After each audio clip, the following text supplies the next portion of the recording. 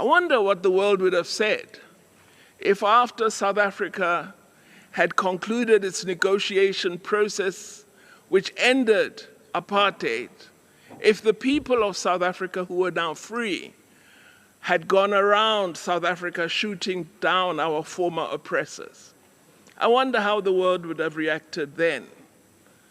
Would we have been silent, watching a slaughter of that kind occur? Or would we have stepped in because it would have been white citizens who would have been attacked by black people? What a terrible picture of our world to have.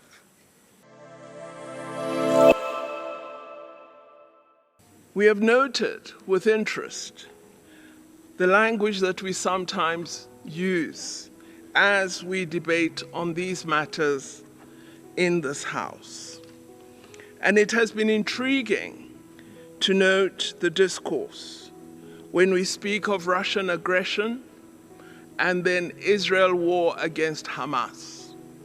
By implication of our language, all innocent Palestinians are members of Hamas and thus deserving of being killed, while Russia practices aggression. This is a rather strange interpretation. And this is why we hold the belief that all of us have a collective duty to ensure that the Human Rights Council is always fit for and relevant to purpose.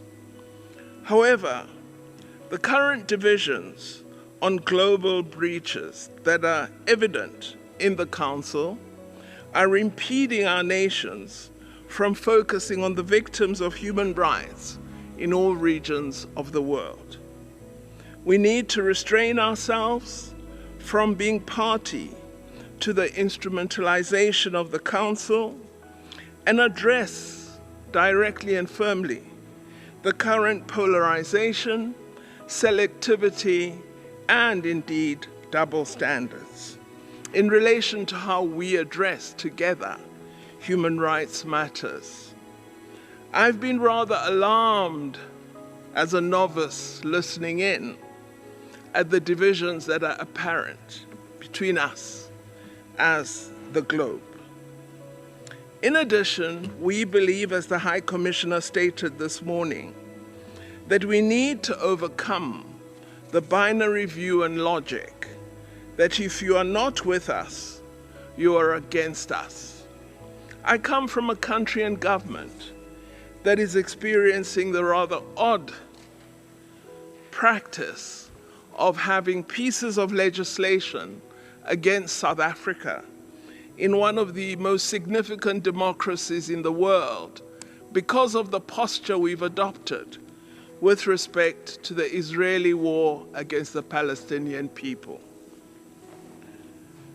Mr. President, during this session, our country, South Africa, will continue its focus on the elimination of all forms of discrimination, particularly racism, racial discrimination, xenophobia, and related intolerances. Efforts to combat racism and the implementation of the Durban Declaration and Programme of Action remain, in our view, critically important in the current geopolitical context. We are committed to a robust and coherent United Nations to ensure that all who yearn for freedom and self-determination enjoy support. Determined efforts by the United Nations family will guarantee freedom for the people of Palestine as well as the people of the Sahrawi Arab Democratic Republic. Our country is committed to the advancement of their human rights and freedoms, and to all freedoms and human rights, not only in our country and continent of Africa, but for all peoples. This session occurs at a time when all of us are still reeling from atrocious incidents of conflicts that are made worse by unrestrained attacks on the innocent and vulnerable, including women and children. So it is appropriate for this forum as has happened, to register our despair over a lack of respect for life and livelihood that we have observed in Gaza, in the West Bank, and certainly in Ukraine. South Africa calls for an immediate comprehensive ceasefire in Gaza, inclusive of hostage releases, the resumption of talks on a just solution to end the suffering of the Palestinian people, and unhindered and expanded humanitarian access to people in need of basic and critical services.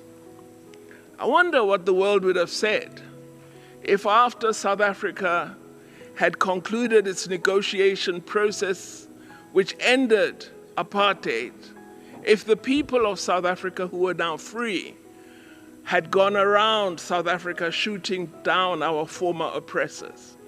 I wonder how the world would have reacted then. Would we have been silent, watching a slaughter of that kind occur? Or would we have stepped in because it would have been white citizens who would have been attacked by black people? What a terrible picture of our world to have. We believe that Israel must be called upon by its very powerful friends to implement the provisional measures pronounced by the International Court of Justice following our referral of the situation at the dire humanitarian situation of the people of Gaza to the World Court.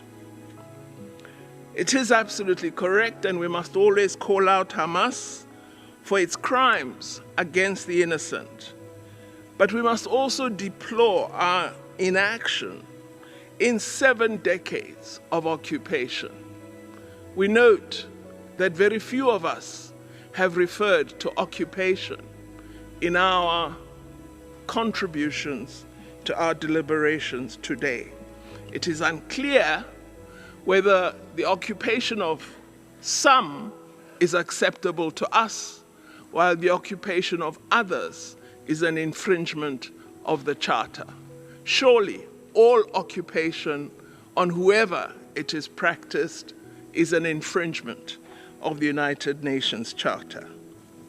We remain, in conclusion, steadfast in advocating for international peace and security through inclusive dialogue and the peaceful political settlements of disputes, just as we did with our own challenge.